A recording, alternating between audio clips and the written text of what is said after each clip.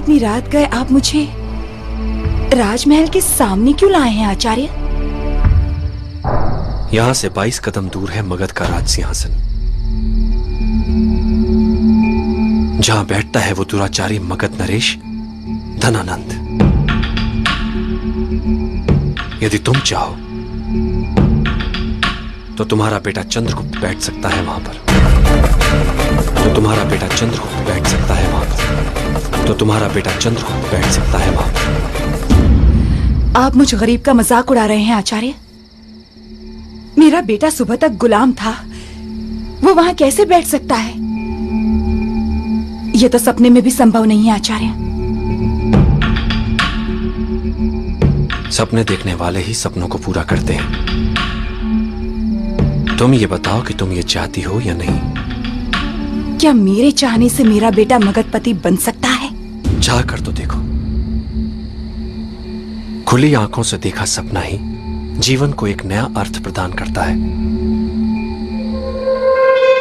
आप चाहते क्या हैं आचार्य? चंद्रगुप्त, चंद्रगुप्त, चंद्रगुप्त।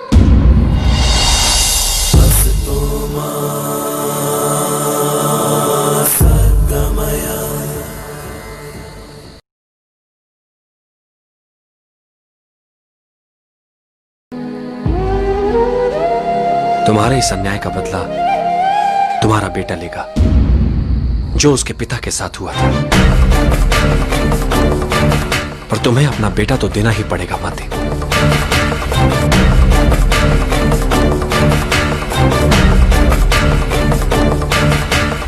यहां वो हीरा मिट्टी है, मैं उसे तक्षशिला ले जाकर निखारूंगा।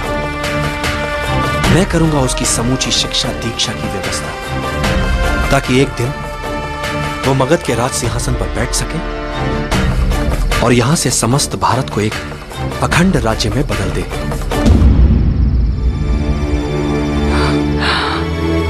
पर मैं उसके बिना जीऊंगी कैसे आचार्य?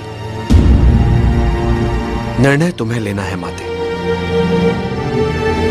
या तो अन्य माताओं की तरह अपने बेटे को सीने से चिपकाकर जीती रहो, या फिर चंद्रगुप्त के साथ साथ इतिहास में अमर हो जाओ।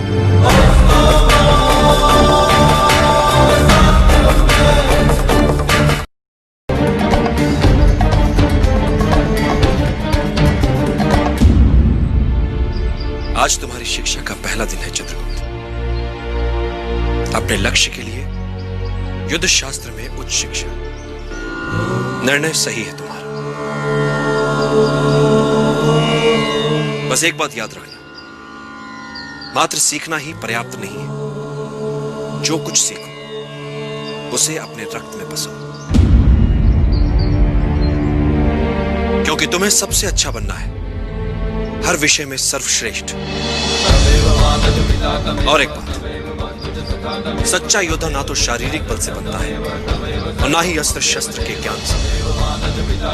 सच्चा योद्धा बनता है मात्र अपनी बुद्धि से।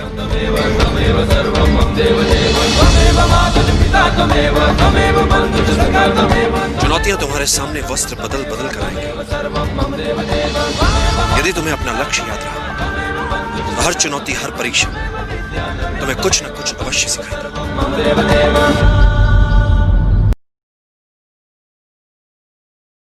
तुम्हारे कहने का तात्पर्य यह है कि वो लोग यहां तुम्हें पढ़ने देना ही नहीं चाहते। आचार्य, मैं अपनी तरफ से पूरा प्रयास कर रहा हूँ और वो आंबिक मुझे कुछ करने का अवसर ही नहीं दे रहा। हर बात में षड्यंत्र। ऐसे कैसे मैं 3 वर्षों की पढ़ाई 3 माह में पूरी करूंगा?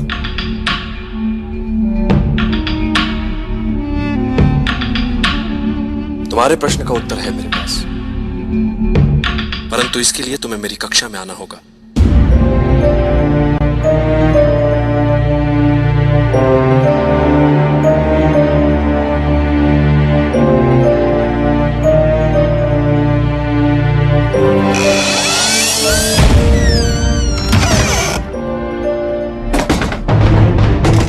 आचार्य!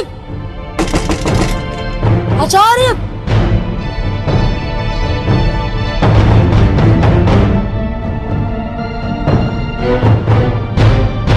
आचार्य! आचार्य! आचार्य! विचित्र बात है, कक्षा में बुलाया और द्वार ही बंद कर लिया।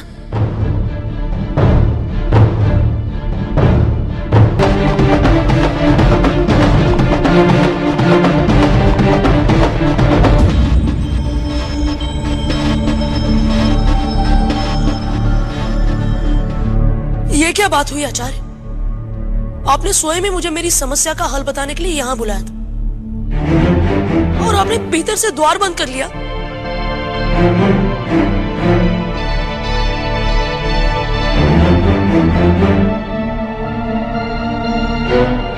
मैं क्या बताऊं चित्रगुप्त, समस्या का हल तुमने स्वयं ही ढूंढ लिया।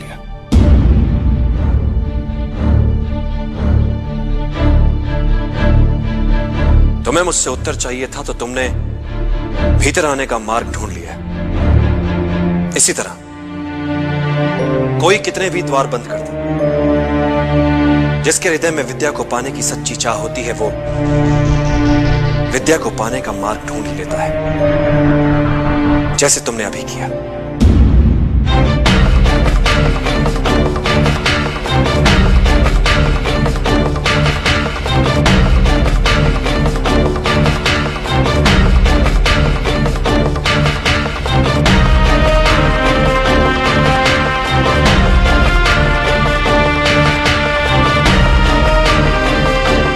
मैं कब तक और कहां तक तुम्हारी उंगली पकड़कर चलूंगा चित्रगुप्त?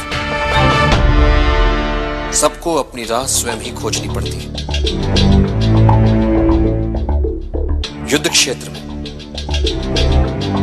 चाणक्य के मात्र विचार ही तुम्हारे साथ होंगे। युद्ध तो तुम्हें स्वयं ही लड़ना पड़ेगा, और एक योद्धा के लिए युद्ध क्षेत्र कहां नहीं होता। पग पग पर युद्ध चल रहा है यहां। युद्ध तुम्हें लड़ना है और विजयी बनना है।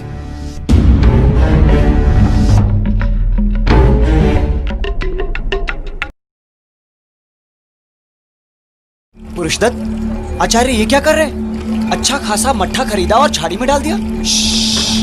चुप रहो भद्रभट्ट, ये आचार्य चाणक्य हैं, करते रहते हैं ये विचित्र विचित्र बातें। गुरुकुल में ऐसे ही सब इन्हें विद्रोही आचार्य नहीं कहते।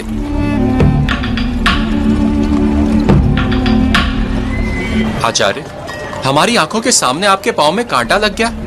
हमें बहुत बुरा लगा आचार्य, पर हम कर भी क्या सकते थे। पांव में कांटा चुभना था दुर्भाग्य, पर महत्वपूर्ण यह है कि फिर क्या किया मैंने। हम दोनों भी यही देख रहे थे आचार्य। आचार्य, ये कोई तंत्र क्रिया तो नहीं?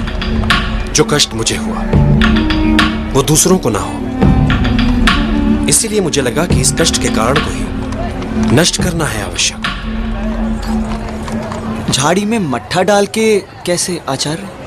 झाड़ी में मट्ठा आमंत्रण है उन चींटियों को जो अब आएंगी और मिटा देंगी झाड़ी को जड़ से। तत्पश्चात ये मार्ग हो जाएगा कांटों बिना सहल सबके।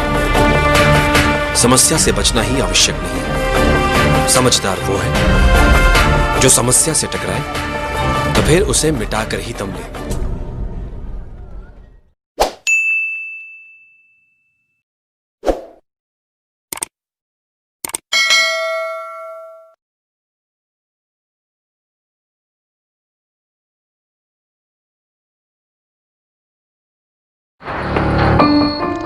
एक नायक, एक आदर्श सेनापति जब इस बात से संतुष्ट हो जाए कि इसी मार्ग पर चलकर उसे विजय मिलेगी, यही मार्ग उसे सफलता की ओर ले जाएगा, तो फिर उसे दृढ़ता के साथ अपने निर्णय पर टिकना चाहिए। फिर वो मार्ग चाहे कितना ही द्रूह क्यों ना हो, संकट भरा क्यों ना हो, फिर ये सारी शंकाएं एक आदर्श सेनापति के लिए अर्थहीन हो जानी चाहिए। राजनीति में कभी कभी एक साथ दो स्वार्थियों का सामना करना पड़ सकता है। ऐसे में ध्यान रहे, उनको उनकी इच्छा के शस्त्र चुनने का अवसर ना दिया जाए। एक चतुर योद्धा वो नहीं जो विजयी होता है, चतुर योद्धा वो है जो सहजता से विजयी होता है। किसी भी योद्धा के लिए युद्ध में सबसे महत्वपूर्ण शस्त्र होता है गति। शत्रु की शिथिलता का अपनी गति से लाभ उठाओ, अनपेक्षित शैली अपनाओ, उसके असुरक्षित भाग पर आक्रमण करो। आमने सामने के युद्ध में शत्रु की गति को पहले समझो और फिर चौंकाने वाली गति से उसे पराजित कर दो। कुछ महत्वपूर्ण बातें और परिस्थितियों के अनुकूल शीघ्रता से ढल जाओ, यही विजय की कुंजी है। और युद्ध में मृत्यु के लिए सदा तैयार रहो। जिस घड़ी तुम्हें लगे कि अब कोई मार्ग नहीं बचा, उस समय उनका स्मरण करो जिनके लिए तुम जी रहे हो।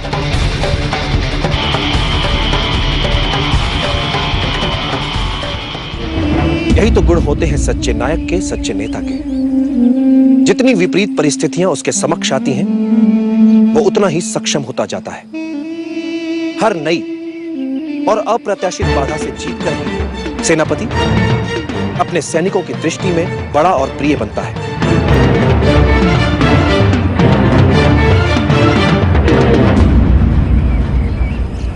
चंद्रगुप्त, यह खेल जो तुम सहाल में खेलने जा रहे हो, हमारी योजना हमारा शत्रु पहले से ही जान रहा है। ऐसे में एक बात सदैव याद रखना कि शत्रु जो चाल चले,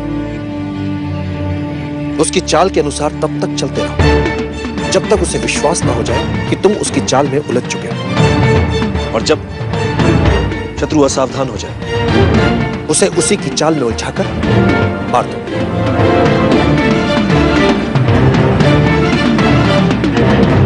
जी आचार्य, ये बात सदैव याद रखूंगा मैं।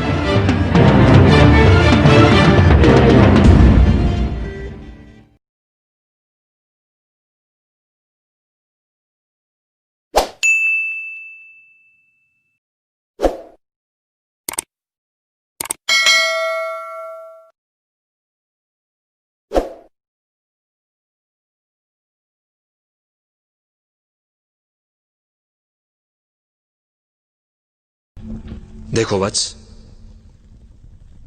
नियति तो यही कहती है कि अधिक पाना है, और अधिक पाने के लिए बहुत खतरा उठाना पड़ता है। कुछ लोग खतरा नहीं उठाते, जीवन जैसे चल रहा है बस जीते चले जाते हैं। पर जो प्रगति करना चाहते हैं, ऊपर उठना चाहते हैं, जो कुछ उनके पास है उसे दांव पर लगाने से नहीं डरते।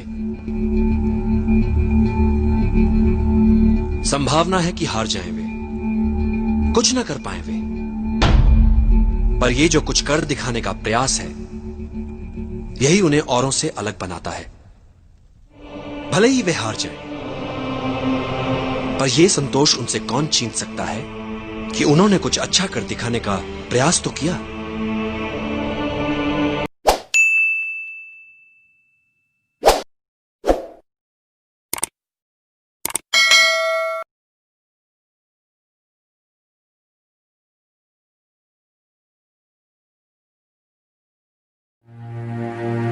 तुम्हें इस समय जिस पीड़ा का अनुभव हो रहा है, वो किसी भी तरह से विशिष्ट नहीं है, किंतु तुम्हें लगता है कि तुम्हारे हृदय में झंझावत चल रहा है। वैसी पीड़ा का अनुभव आज तक विश्व में किसी ने किया ही नहीं होगा।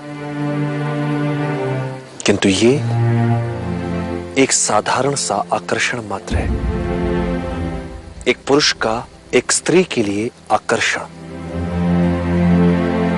यदि इस आकर्षण और इस आकर्षण के प्रभावों को काबू ना किया गया तो इसके भयंकर दुष्परिणाम हो सकते हैं।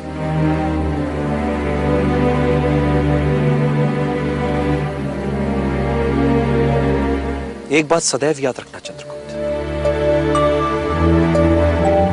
आत्मिक ज्ञान से बड़ा कोई आनंद नहीं, कामुकता से बड़ी कोई व्याधि नहीं,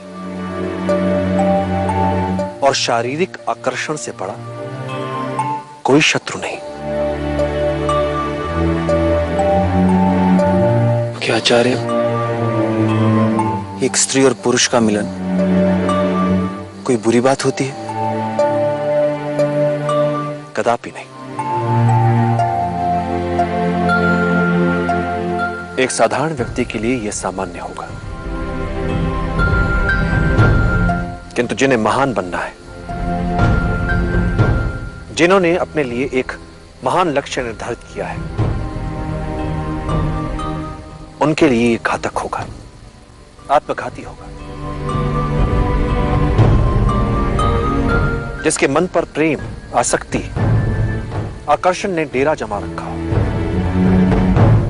वो व्यक्ति अपनी सत्ता और शक्ति का निष्पक्ष रूप से निष्पादन करने में असमर्थ हो जाता है। फिर वो अपने ही पूर्वस्व की छाया भर रह जाता है। वो सदैव असुरक्षा की कुंठा से पीड़ित रहता है।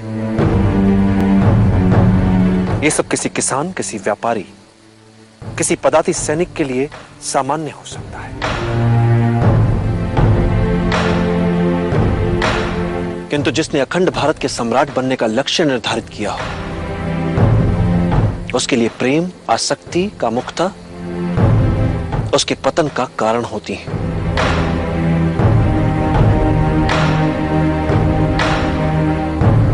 कभी कभी सोचता हूं आचार्य कि यदि इस लक्ष्य को पाने के लिए इतना भारी मूल्य ना चुकाना पड़ता तो। साधारण मूल्य चुकाकर यदि इतना बड़ा लक्ष्य मिल पाता तो कोई भी अखंड भारत का निर्माण कर लेता। फिर ना तो किसी चाणक्य की आवश्यकता होती और ना ही किसी चंद्रगुप्त की।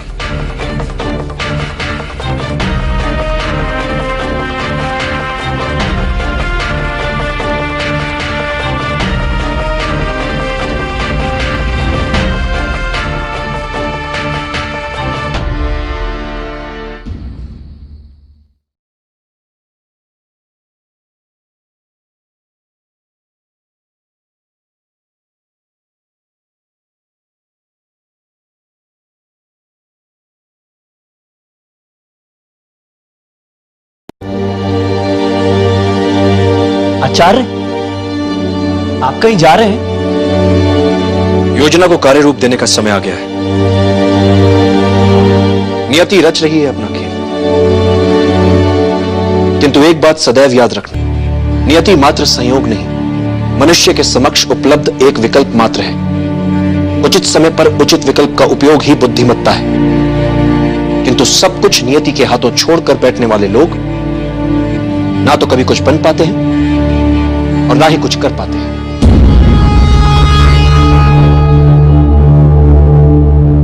अति बुद्धिमान क्या होता है? सामान्य बुद्धि चातुर्य से कुछ अधिक। संकट में बुद्धिमान नहीं, वो बचेगा जिसमें अनुकूलन की क्षमता अधिक हो, जिसने स्वयं को परिस्थितियों के अनुरूप ढाल लिया हो, वही संकट से बच पाएगा। और यही सार्वभौमिक नियम है। मैंने तुम्हें अपने भीतर आग सुलगाए रखने को कहा है, उसे भड़काकर सब कुछ समाप्त करने के लिए नहीं। सुलगती हुई आग जब तक हमारे वश में होती है तब तक हम उसका उपयोग कर सकते हैं, किंतु भड़की हुई आग निरंकुश होकर सर्वनाश कर देती है। इसीलिए संयम से काम लो चंद्रगुप्त।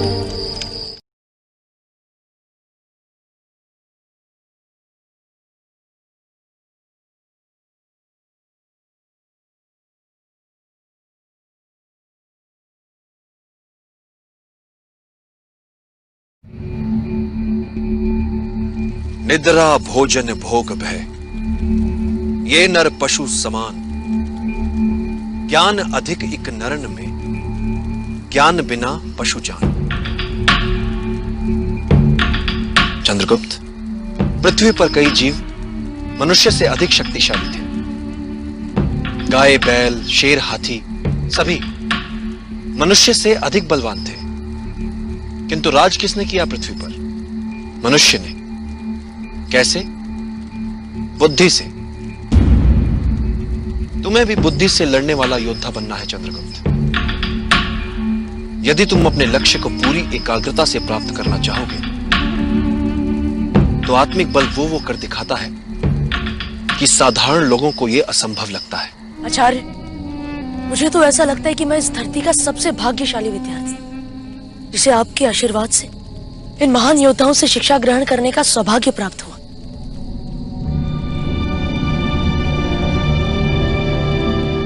आचार्य, क्या सदैव मैं इनसे यहाँ सीखता नहीं रह सकता? ये सब तो इतना कुछ जानते हैं, मुझे तो ऐसा लगता है कि मुझे कुछ भी नहीं आता। मुझे बहुत कुछ सीखना है आचार्य। अति सर्वत्र वर्जते।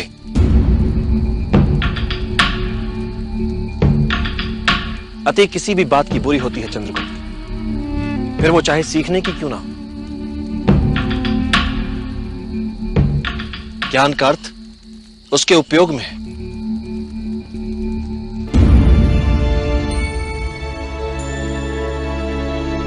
यदि तुम एकाग्रचित हो सको, अपने शरीर के साथ साथ अपने मन पर भी अधिकार कर लो, तो एक साधारण शरीर भी असाधारण कार्य कर सकता है, चाहे जितनी पीड़ा हो। यदि तुम्हारा मन उस पीड़ा को माने ही ना तो।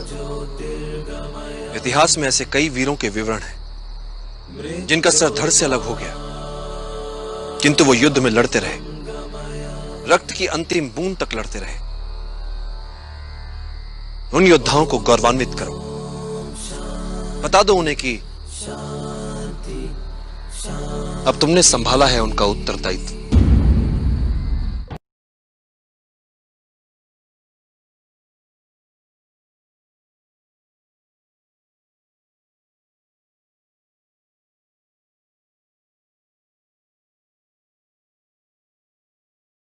प्रणाम आचार्य।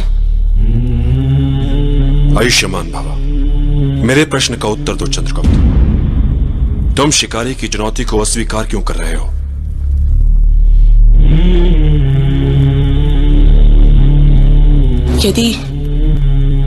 यदि इस बार मैं हार जाता तो, और फिर ये अर्थात हारने का भय रोक रहा था तुम्हें। याद रखना चंद्रगुप्त, यही भय तुम्हें विजय भी दिलाएगा। मैं कुछ समझा नहीं आचार्य। जो लोग भय को बहुत गंभीरता से लेते हैं, विजय श्री उन्हीं के गले में जयमाला डालती है।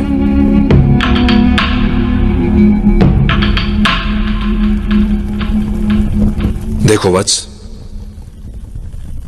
नियति तो यही कहती है कि अधिक पाना है, और अधिक पाने के लिए बहुत खतरा उठाना पड़ता है। कुछ लोग खतरा नहीं उठाते, जीवन जैसे चल रहा है बस जीते चले जाते हैं। पर जो प्रगति करना चाहते हैं, ऊपर उठना चाहते हैं, जो कुछ उनके पास है उसे दांव पर लगाने से नहीं डरते। संभावना है कि हार जाएं वे, कुछ ना कर पाए वे, पर ये जो कुछ कर दिखाने का प्रयास है, यही उन्हें औरों से अलग बनाता है। भले ही वे हार जाएं, पर यह संतोष उनसे कौन छीन सकता है कि उन्होंने कुछ अच्छा कर दिखाने का प्रयास तो किया।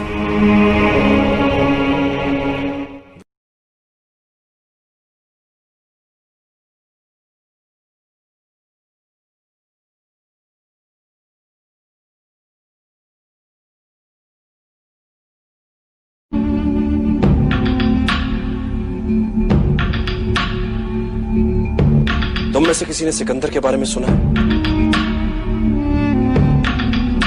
मैंने सुना है आचार्य। आचार्य, मैंने भी पर्शिया के व्यापारियों से उसके बारे में सुना है। वे लोग कह रहे थे कि सिकंदर ने समूचे पर्शिया को जलाकर राख कर दिया।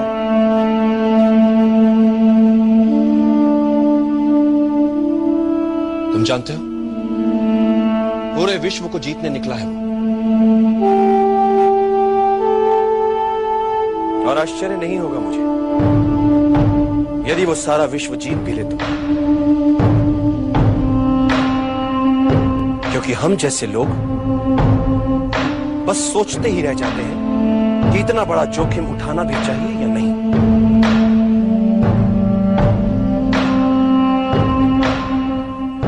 तो ऐसे में उसके जैसा राजा,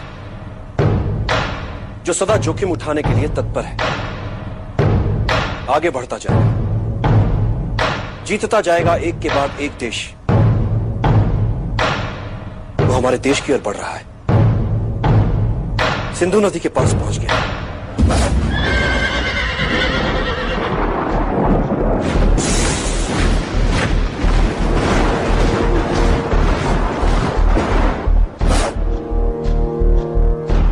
भारत पर विजय पताका फहराना चाहता है और वो कर भी लेगा। और हम क्या कर रहे हैं? एक छोटे से अत्याचारी सामंत के विरुद्ध कुछ करने के लिए भी सोच रहे हैं। मैं चाहता हूं सकारात्मक सोच सबसे। योजना मात्र कल्पना भी लगे तब भी उस पर विश्वास करो और उसे सच बना दो। हर बड़े कार्य से पहले उसका सपना देखा जाता है और फिर उसे मूर्त रूप दिया जाता है। मात्र इच्छा शक्ति, बस यही एक मूल मंत्र है हर सफलता के पीछे। इच्छा करो, दृढ़ता से चाहो और फिर उसके लिए मर मिटो। विजय सदा तुम्हारा वरण करेगी।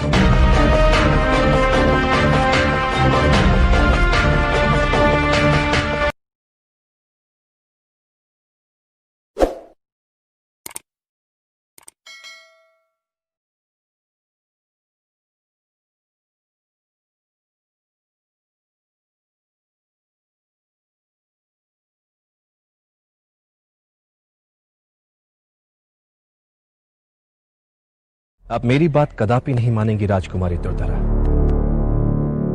मैं इस बात से भली भांति परिचित हूं, किंतु एक बात याद रहे, एक स्त्री पुरुष को बना भी सकती है और मिटा भी सकती है। मैं ये नहीं कहता कि आपका इसमें कोई दोष है, किंतु जैसे एक कोयल की सुंदरता उसकी मीठी कूक में होती है, वैसे ही एक स्त्री की सुंदरता उसकी पति भक्ति में होती है। भक्ति होती क्या है? प्रेम की चरम सीमा।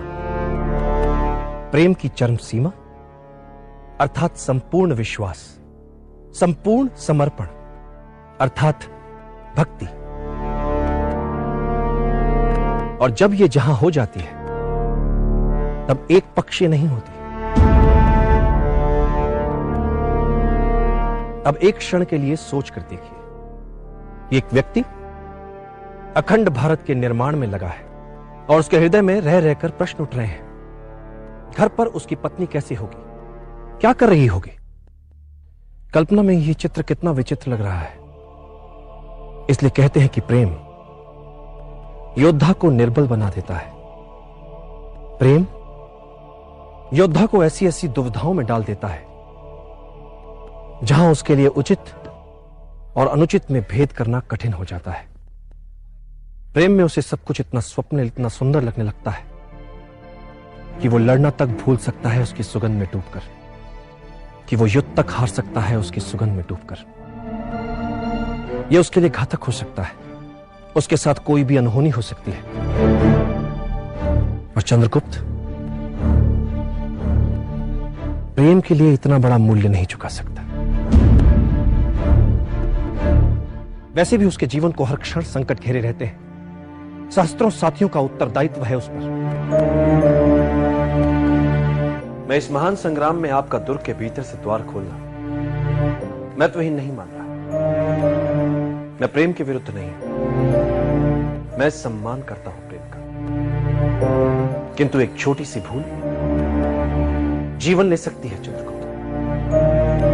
उस स्वप्न को चूर चूर कर सकती है ये तुच्छ भूल, जो उससे भी बड़ा है, मुझसे भी बड़ा है, आपसे भी बड़ा है, हम सबसे बड़ा है। अखंड भारत का स्वप्न ये है चंद्रगुप्त, जिसे इतिहास गढ़ना है, जिसे इतिहास में अमर होना है, जिसे इस समय का युग पुरुष बनना है। ऐसा युग पुरुष जिसे आने वाली सैकड़ों सहस्त्रों पीढ़ियां चंद्रगुप्त मौर्य के नाम से जाने। बड़े कठिन मार्ग पर चल पड़ा है और यह मार्ग मात्र यश और प्रसिद्धि का नहीं है राजकुमारी दुर्धरा। पवित्र यज्ञ है उसका लक्ष्य, और जब यज्ञ इतना बड़ा हो तो बड़े बड़े बलिदान देने पड़ते हैं उसके लिए।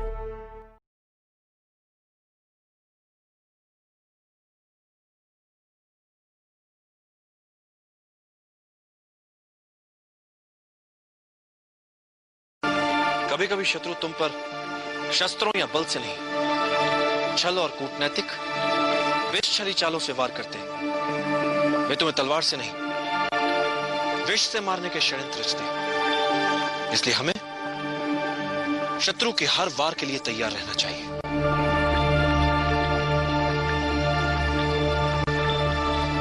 विजय के लिए जीतने की मात्र इच्छा पर्याप्त नहीं होती। विजय के लिए की गई तैयारी अधिक महत्वपूर्ण होती है। विजय यूं ही कैसे मिल जाएगी? विजयी तो हर कोई होना चाहता है,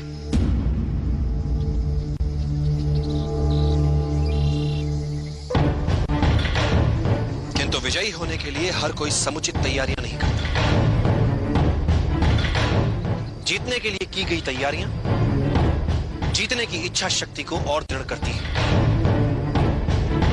एक बार युद्ध आरंभ हो गया तो जीतने के लिए तैयारियों का समय बीत जाता है। चलते युद्ध में आप युद्ध करेंगे या उसे जीतने के लिए आवश्यक तैयारी?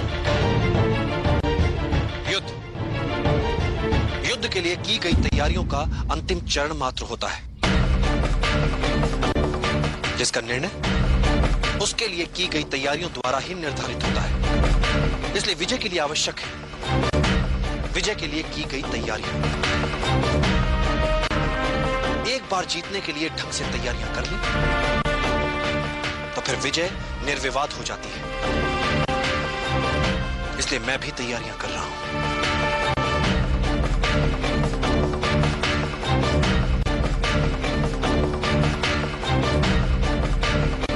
मैंने चंद्रगुप्त की सुरक्षा के लिए विषकन्याओं के दल का एक स्वप्न देखा है।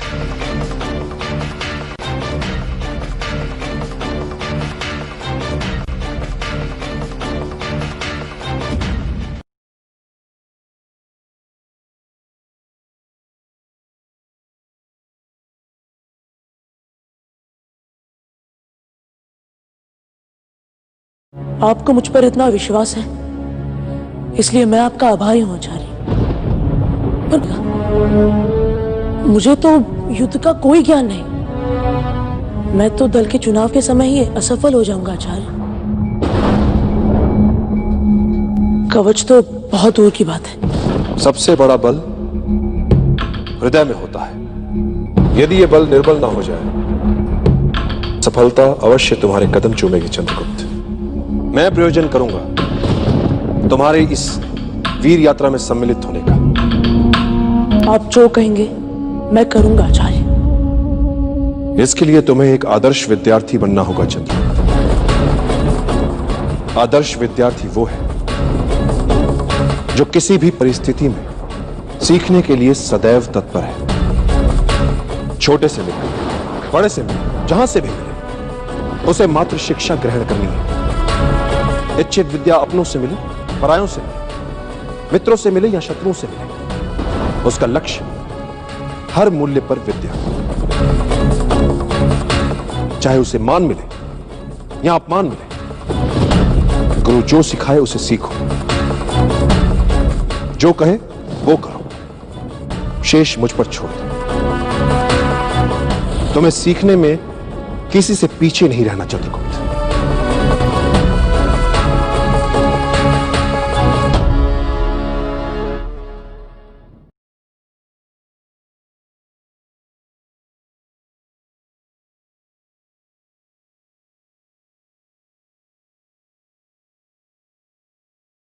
जागती आंखों से सपने देखने का अधिकार उन्हीं को होता है जो सपनों को पूरा करने का साहस भी रखते हो। मैं चाहता हूं सकारात्मक सोच सबसे।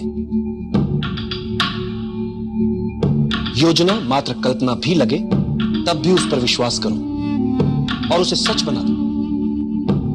हर बड़े कार्य से पहले उसका सपना देखा जाता है और फिर उसे मूर्त रूप दिया जाता है। मात्र इच्छा शक्ति, बस यही एक मूल मंत्र है हर सफलता के पीछे। इच्छा करो, दृढ़ता से चाहो और फिर उसके लिए मर मिटो। विजय सदा तुम्हारा वरण करेगी।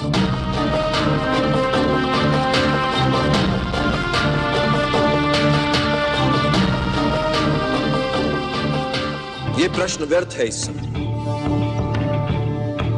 जीने की इच्छा ही हमारी शक्ति है। जब जीने की सच्ची चाह मन में हो,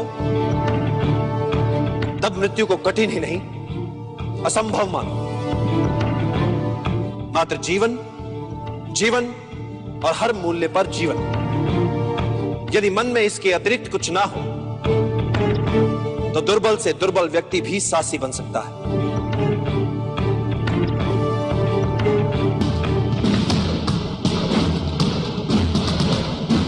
जब तुम्हारे समक्ष एक से अधिक विकल्प और निर्णय लेना कठिन हो रहा हो,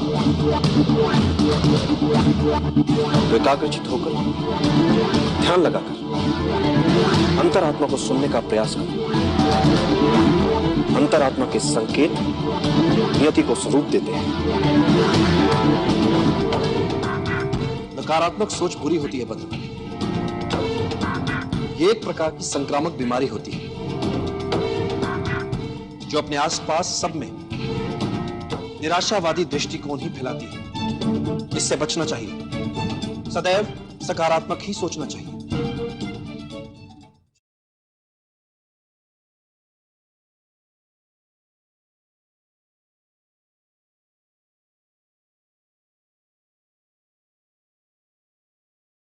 जोश अच्छा है वत्स, किंतु स्मरण रहे, बड़े बड़े योद्धा मात खा जाते हैं जब वो जोश में होश खो बैठते हैं। युद्ध का पहला नियम है अपना युद्ध चुनना सीखो। कब, कहां और किससे। युद्ध नीति कहती है कि वार सदैव अवसर देखकर ही करो। कैसा अवसर आचार्य? आज सब कुछ समाप्त।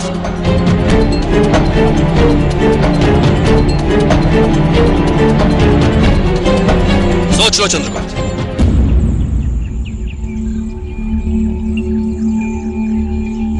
तुम सब समाप्त करना चाहते हो या सब कुछ आरंभ करना चाहते हो? सोच लो कि तुम आंबिक जैसे छोटे कपटियों से लड़कर अपनी गुणवत्ता व्यर्थ करना चाहते हो या मेरे साथ चलकर अपनी निपुणता को निखारना चाहते हो। मुक्ति तो शीघ्र ही मिलेगी चंद्रगुप्त, किंतु ध्यान रहे, एकाग्रता बनी रहे। कठिन पथ पर चलने पर कई बार धैर्य टूट जाता है, हृदय विचलित होने लगता है और कई बार तुम स्वयं से प्रश्न पूछ बैठोगे, पर तुम्हारा ध्यान सदैव लक्ष्य पर बना रहे, फिर वो चाहे तुमसे कितना ही दूर क्यों ना हो। इस समय मेरा लक्ष्य मात्र धनानंद को मारना है आचार्य। इस समय तुम्हारा लक्ष्य मात्र एक सक्षम योद्धा बनकर वीर यात्रा पर जाना है।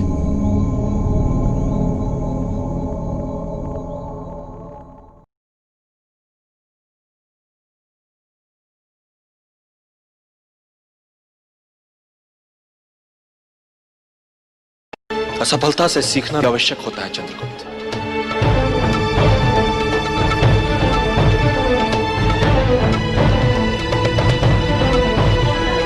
किंतु हर बार त्रुटि नहीं होनी चाहिए। यदि तुम त्रुटि दोहरा रहे हो तो समझ लो कि कोई चूक अवश्य हो रही है। असफलताओं जीवन में बड़ा महत्व होता है। ये तुम्हें विनम्र बनाती है, शत्रु तक का आदर सिखाती है। बस असफलताओं से सीखने की चाह होनी चाहिए। इस असफलता को भी सीखने का एक और अवसर मानो। निर्णय आपको लेना है। चाहे तो आप सब अपनी पराजय के साथ जीवन भर सर झुकाकर पशुवत जी सकते हैं, या फिर अपनी मातृभूमि के लिए अपना सर्वस्व न्यौछावर करने के महाअभियान में मेरा साथ दें। मेरा सदा पराजय की अनित्यता में विश्वास रहा है। अनित्य होती है पराजय। व्यक्ति चाहे तो फिर से प्रयास कर सकता है विजय के लिए,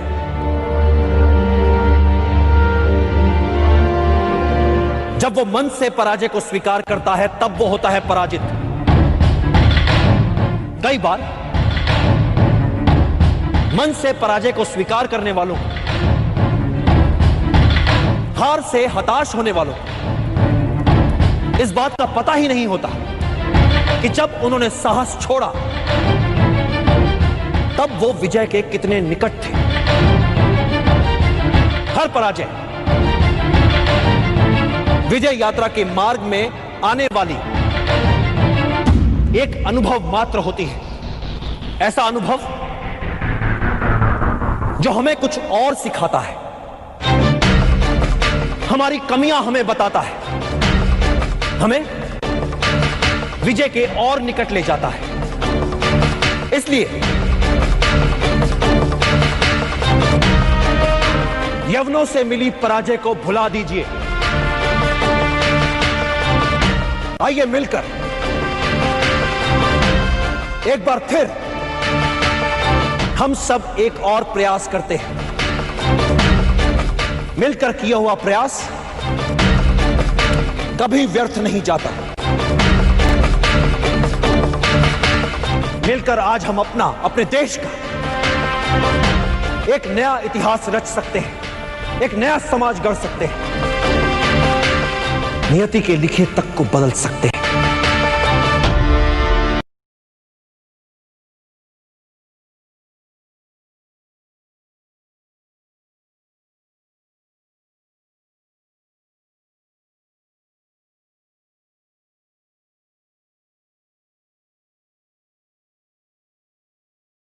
आपको मुझ पर इतना विश्वास है, इसलिए मैं आपका आभारी हूं आचार्य। मुझे तो युद्ध का कोई ज्ञान नहीं। मैं तो दल के चुनाव के समय ही असफल हो जाऊंगा आचार्य। कवच तो बहुत दूर की बात है। सबसे बड़ा बल हृदय में होता है। यदि यह बल निर्बल ना हो जाए, सफलता अवश्य तुम्हारे कदम चूमेगी चंद्रगुप्त। मैं प्रयोजन करूंगा तुम्हारे इस वीर यात्रा में सम्मिलित होने का। आप जो कहेंगे मैं करूंगा आचार्य। इसके लिए तुम्हें एक आदर्श विद्यार्थी बनना होगा चंद्र।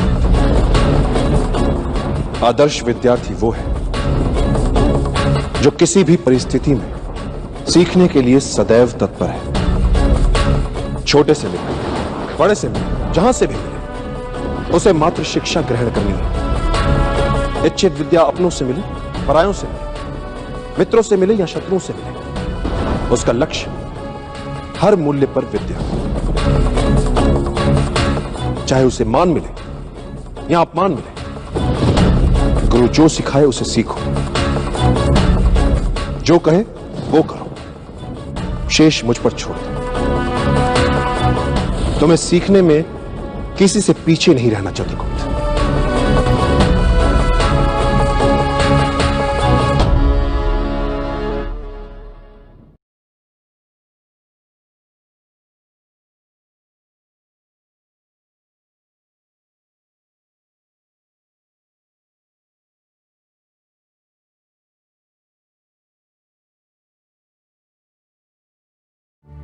मेरी ये दृढ़ मान्यता है कि बच्चों को पहले 5 वर्ष तक अपने हृदय का टुकड़ा मानकर भरपूर प्रेम देना चाहिए। उसके अगले 5 वर्ष उन्हें कड़े अनुशासन में रखना चाहिए, और जब वे 16 वर्ष के हो जाएं, तो उन्हें अपना प्रिय मित्र मान लेना चाहिए। मानव हृदय एक ऐसी विचित्र वस्तु बनाई है विधाता ने कि सफलता पाने के लिए यदि मानव धैर्य और संयम का साथ ले तो हृदय उसे सद्मार्गी बना देता है, और सफलता पाने की शीघ्र इच्छा यदि बलवती हो जाए तो यही हृदय उसे कुटिल बनाने में क्षण भर भी नहीं गंवाता।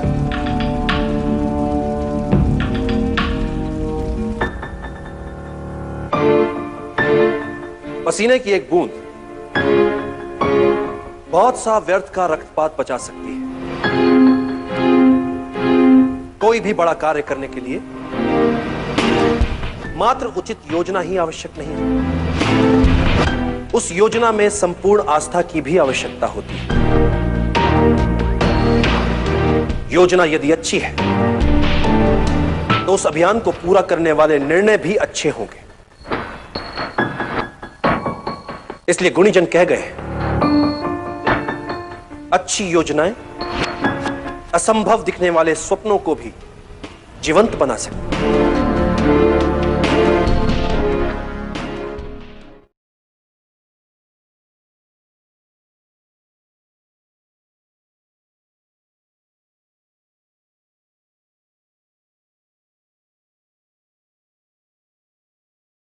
ये क्या बात हुई आचार्य? आपने स्वयं ही मुझे मेरी समस्या का हल बताने के लिए यहां बुलाया था और आपने भीतर से द्वार बंद कर लिया।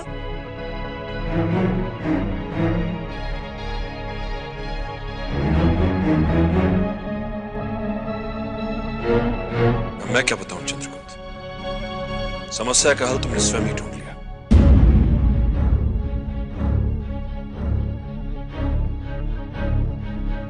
तुम्हें मुझसे उत्तर चाहिए था तो तुमने भीतर आने का मार्ग ढूंढ लिया। इसी तरह कोई कितने भी द्वार बंद कर दे, जिसके हृदय में विद्या को पाने की सच्ची चाह होती है, वो विद्या को पाने का मार्ग ढूंढ लेता है, जैसे तुमने अभी किया।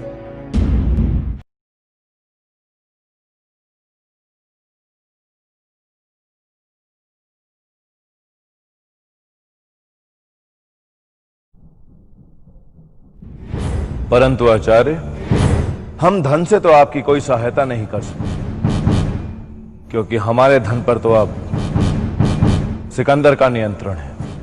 तो ऐसी स्थिति में आपको अपना ही धन चुराना पड़ेगा महाराज। नीति शास्त्र के नियम के अनुसार पाप केवल एक ही होता है, चोरी।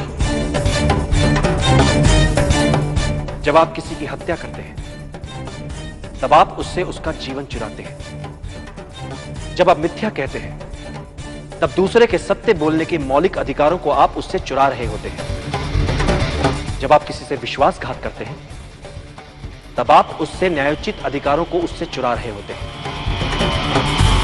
किंतु जिन्होंने बलपूर्वक अपना अधिकार जमा लिया हो, ऐसों से अपना ही धन चुराने में कैसा पाप, विशेषकर तब जब वो अपनी ही मातृभूमि के लिए प्रयोग में लाया जा रहा हो ही नहीं सकती ऐसी चोरी पाप। मनुष्य जब बुद्धि से तनाव में होता है, चिंताग्रस्त होता है, तब उसका चित्त भी संशय में होता है। ऐसे समय में उसके मस्तिष्क, उसकी बुद्धि से खेला जा सकता है, अपने विचार उस पर रोपे जा सकते हैं। मैंने सदा कहा है, वर्ष भर में फल चाहिए तो धान की बुवाई करो, 10 वर्षीय योजना हो तो पेड़ उगाओ, और योजना यदि जीवन भर की हो तो लोगों को शिक्षित करो।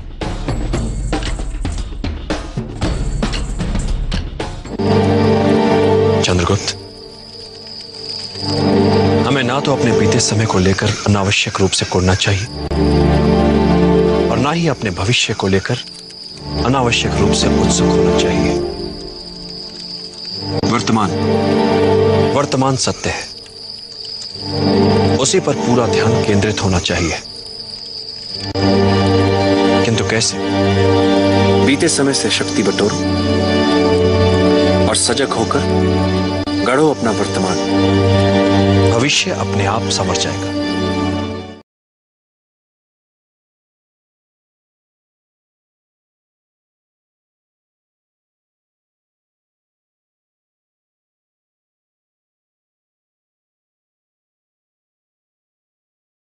प्रणाम आचार्य। आचार्य, मैं आपसे कुछ पूछना चाहता था। पूछो।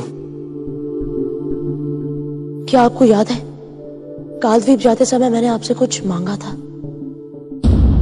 तुमने मुझसे एक दिन ऐसा मांगा था जिस दिन मैं तुम्हारे किसी भी कार्य के लिए तुमसे कोई प्रश्न ना करूं, तो क्या वो दिन मुझे आज मिल सकता है आचार्य? बस एक दिन। ठीक है, किंतु मेरी एक शर्त है। कैसी शर्त आचार्य? अच्छे और बुरे लोगों में अंतर होता है, आत्मा का। होता क्या है चंद्रगुप्त कि कभी कभी अच्छे लोग बुरों को सबक सिखाते समय अपनी आत्मा की मूल अच्छाई को ही भूल जाते हैं, वो बुरों जैसे हो जाते हैं। इस बारीक अंतर को सदैव याद रखो चंद्रगुप्त, क्योंकि यही अंतर मानव को पशु होने से बचाता भी है। बुरों को पाठ पढ़ाओ, किंतु ऐसा करते समय पशु मत बन जाओ। क्या तुम्हें लगता है कि तुम ऐसा कर पाओगे?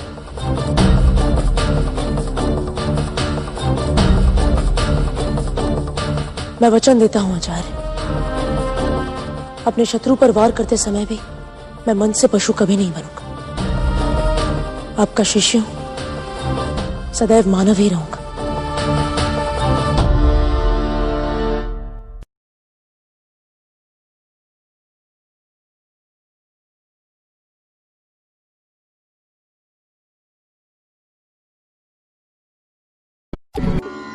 मात्र सीखना ही पर्याप्त नहीं है।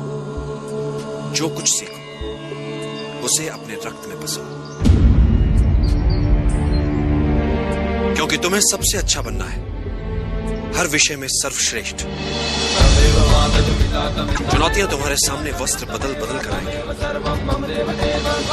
यदि तुम्हें अपना लक्ष्य याद रहा तो हर चुनौती, हर परीक्षा तुम्हें कुछ न कुछ अवश्य सिखाएगी। तुम अपने लक्ष्य को पूरी एकाग्रता से प्राप्त करना चाहोगे तो आत्मिक बल वो कर दिखाता है कि साधारण लोगों को यह असंभव लगता है।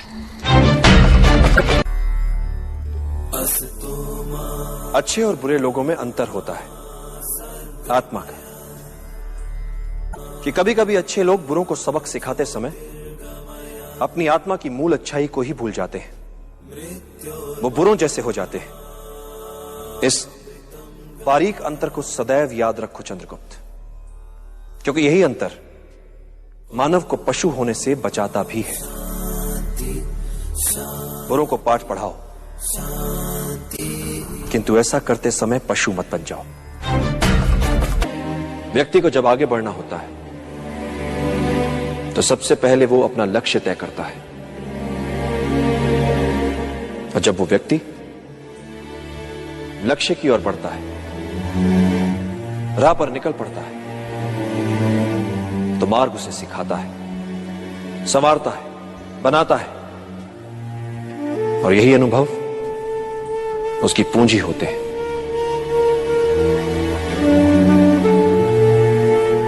मार्ग पर चलकर लक्ष्य तक पहुंचा जाता है, और मिलने वाली वस्तु मात्र सांकेतिक उपलब्धि होती है चंद्रगुप्त। वास्तविक उपलब्धि होती है मार्ग में मिली सीख। राह में आई हर अड़चन को सुलझाते सुलझाते जो वो हो जाता है,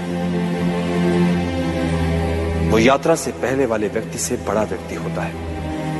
इसलिए जितनी दुर्गम होगी यात्रा, उतना ही निखरेगा व्यक्ति।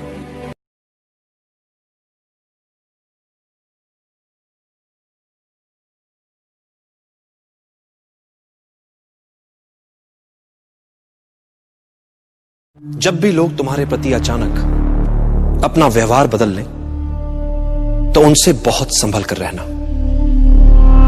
आप कहना क्या चाहते हैं आचार्य? तुम्हें नहीं लगता ये आंबिक जो अचानक तुमसे मित्रवत व्यवहार करने लगा है, इसमें कुछ अप्राकृतिक है, असहज है? अथवा वो जो तुम्हारे गुरुकुल में प्रवेश तक के विरुद्ध थे और जिसके पास तुम्हारे लिए सदैव दंड या निंदा थी, अचानक वो आज तुम्हारी बातों की प्रशंसा करने लगे हैं। अकारण प्रशंसा करने वाले लोग दूध से ढके विष कुंभ की तरह होते हैं, जिनसे तुम्हें सचेत रहने की आवश्यकता है। जब व्यक्ति मित्र और शत्रु में भेद करना भूल जाए तो समझ लो कि उसने पतन की ओर अपना पहला पग उठा लिया है।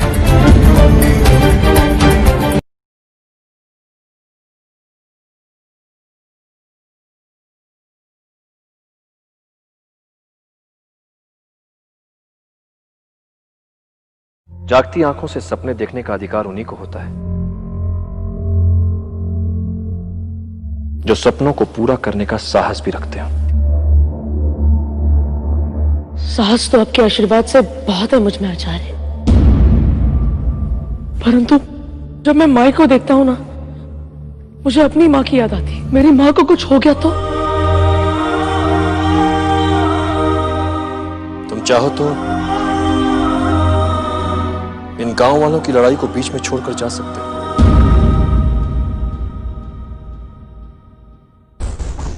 तुम ये कह सकते हो कि यह लड़ाई तुम्हारी नहीं है, चुनाव तुम्हें करना है कि तुम्हें कौन सी लड़ाई लड़नी है इस समय, अपनी या उनकी जिन्हें तुमसे अपेक्षा है, जो निर्बल है। चंद्रगुप्त, जब व्यक्ति के समक्ष दोराहा आता है, जब उसे एक मार्ग चुनना होता है, तब उसका चुनाव दर्शाता है कि वो क्या है, कैसा है, छोटा है या बड़ा, अपने लिए सोचने वाला है या अपने से पहले औरों के लिए सोचता है। इस समय निर्णय तुम्हारे मन और तुम्हारी आत्मा के चुनाव का है। निर्णय तुम्हें करना है कि तुम अपनी मन की सुनोगे या अपनी अंतरात्मा की।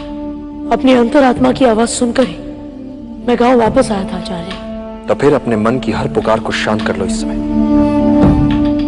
क्योंकि जो कार्य तुम कर रहे हो उसमें व्यवधान पड़ेगा।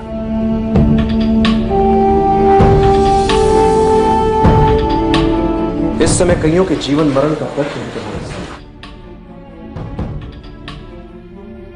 कईयों की सुरक्षा का दायित्व है तुम्हारे कंधों पर। तुम्हें 100% एकाग्र होना होगा। और वैसे भी चंद्रगुप्त, जीवन में जब भी कोई निर्णय एक बार कर लो तो पलट कर मत देखो, क्योंकि पलट पलट कर पीछे देखने वाले इतिहास नहीं बनाते।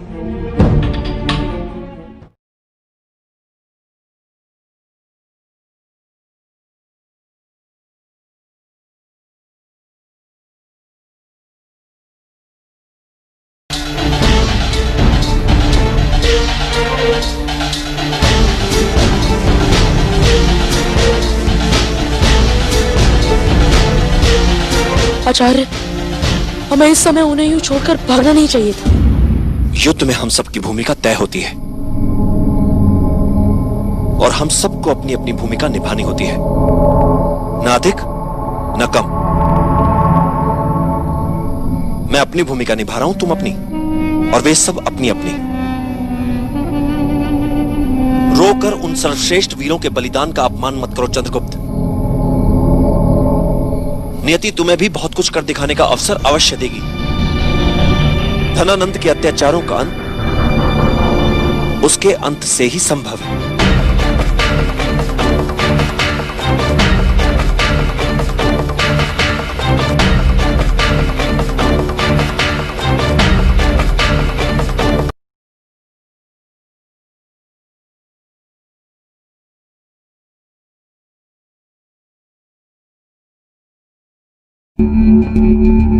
आचार्य,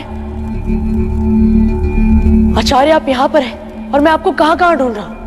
मैंने अंबिक को हरा दिया आचार्य, इसलिए प्रधान आचार्य ने मुझे ये वीर ध्वज भी दिया। आचार्य, आपको पता है प्रधान आचार्य ने सबके सामने मुझसे क्या कहा? हमें तुमसे बहुत आशा है चंद्रगुप्त। परंतु आचार्य, आप कहाँ चले गए थे? एक महान योद्धा की क्या पहचान होती है चंद्रगुप्त? जो ही वो युद्ध में जीते, विजय उत्सवों में अपना समय गंवाए बिना अगले लक्ष्य को प्राप्त करने की योजनाओं में लग जाए। वीर यात्रा पिछले 15 वर्षों से आज तक इस यात्रा को कोई पूरा नहीं कर पाया, किंतु तुम्हें यह यात्रा सफलतापूर्वक पूरी करनी है चंद्रगुप्त। कल भोर होते ही तुम्हारे लिए विजय यात्रा आरंभ। न भोजन, न अस्त्र शस्त्र, न वाहन और ना ही कोई सवारी। तुम और तुम्हारा दल जहां पहुंचना है तुम्हें, लोग उसे असंभव मानते हैं।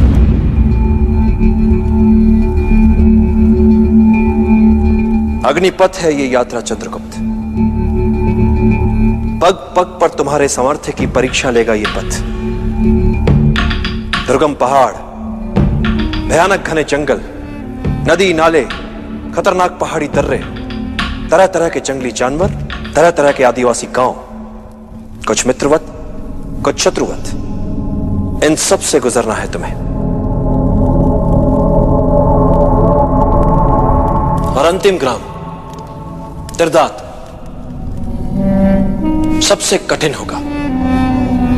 उसे अब तक कोई पार नहीं कर पाया।